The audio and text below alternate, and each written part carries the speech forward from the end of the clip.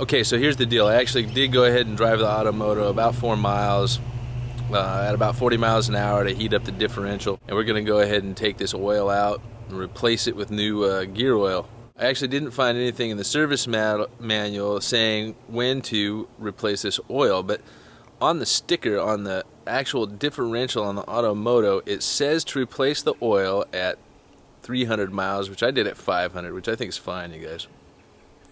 And then at every 1,000 miles thereafter. So you need to be doing this at least, at the very least, as often as you change your motor oil.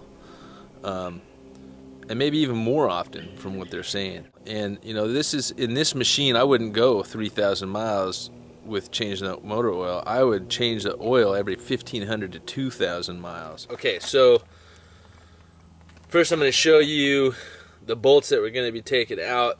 One is the bolt that plugs the hole for filling the differential back up, and the other one is actually the drain bolt. So what we have here is, this is where we're filling the differential, and this bolt down here is where we're draining the differential.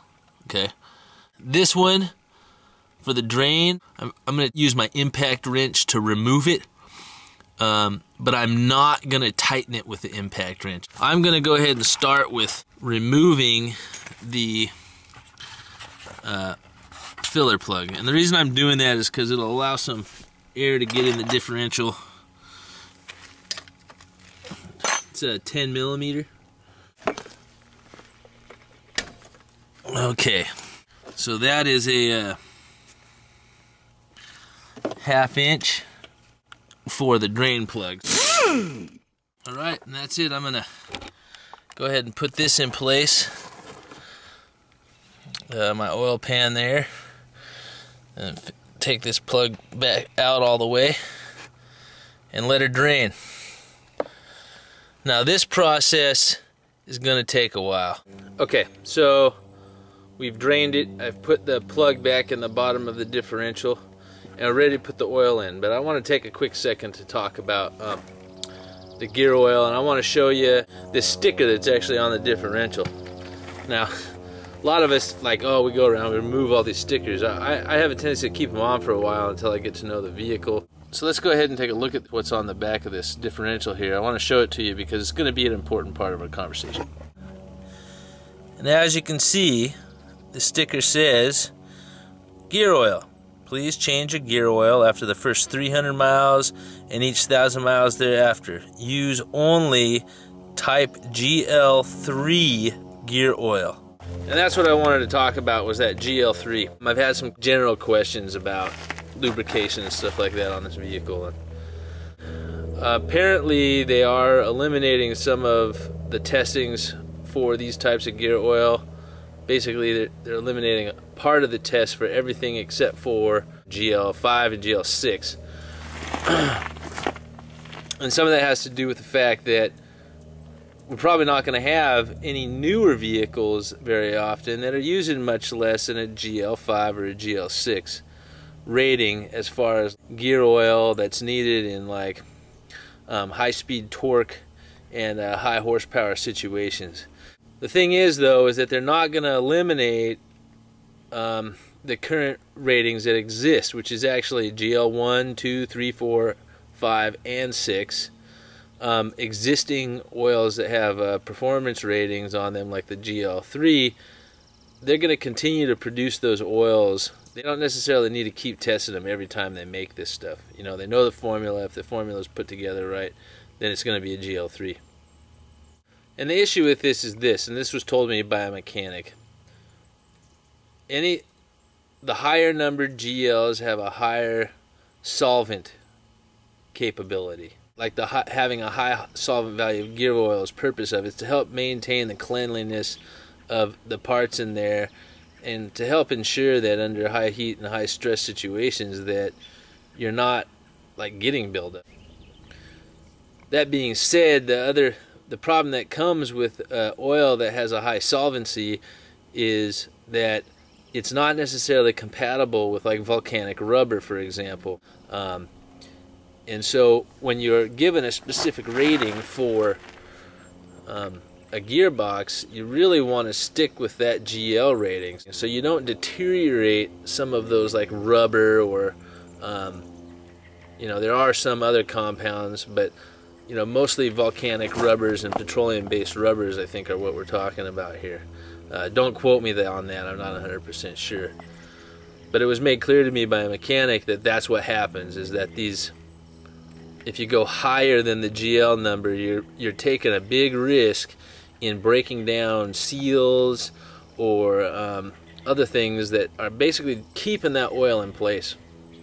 So you really want to stick with a GL rating for this, which is a GL3.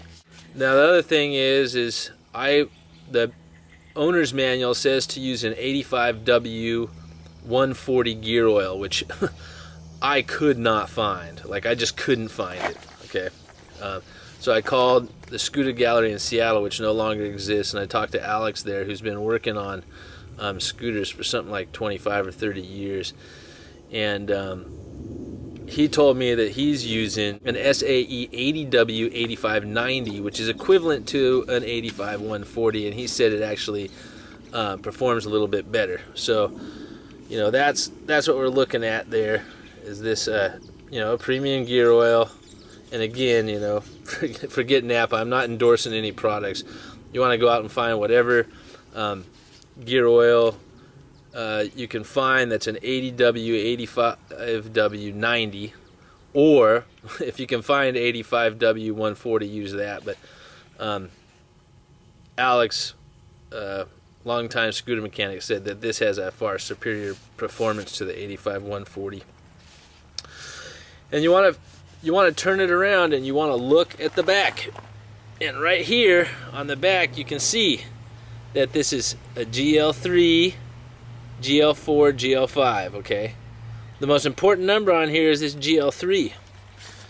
Now the reason it has the other two listed is that in a GL5 you can use GL3. It actually has a lower solvency, so GL3 is compatible with any higher number rating. But you can't go the other way around. If it says GL3 and you go to GL5, you could have problems. But you can put a lower rating in something that has a higher rating, but you can't put a higher rating, a higher GL rating in something that has a low GL rating. So again, I just want to reiterate that, because and pass on some of the information that's been passed on to me about mechanics and the importance of getting it right with this Auto Moto. You know, one of the questions was how long, you know, I mean, how important is this? Well, you know, basically you're running the risk of a seal over time. You know, nobody knows how much time. It's kind of like a time bomb. Deteriorating, the oil running out of your differential, and then we're talking about a catastrophic failure. Let's go ahead and go over how to fill this thing. What you're going to do is, these come with this nice little spout on it. Cut the top off. You're going to stick this right in that. You're going to stick it right in the filler hole and squeeze this stuff in there. And the way differentials work is you fill them to the bottom of the filler hole. And the way I do that with this thing is I fill it and pull it out, and I keep doing that until I notice that oil's coming back out of the filler hole. Then I leave that filler hole open and let the excess drain out for a little while before I put my filler bolt plug back in.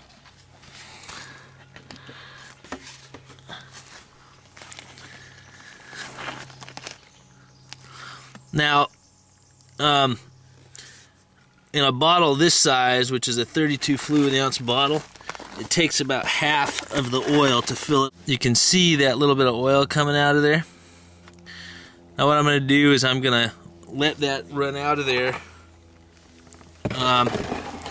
for a little while, come back and wipe it, and then make sure that no more is dripping out. Once we're at the level where it's not dripping out any longer, then we'll go ahead and put the cap back in. So that's basically a differential oil change. And I hope that this video helps you guys out that might be out there doing this stuff for yourself. Give you a little better idea, a little better understanding of the oils that we're using and why. But more than anything else, I hope this helps make you guys a little further from dealerships, a little bit more independent with your Auto Motos. In the long run, this will save you a little bit of money. Well, once again, this is Hargo Paul, trying to help you out. Thank you.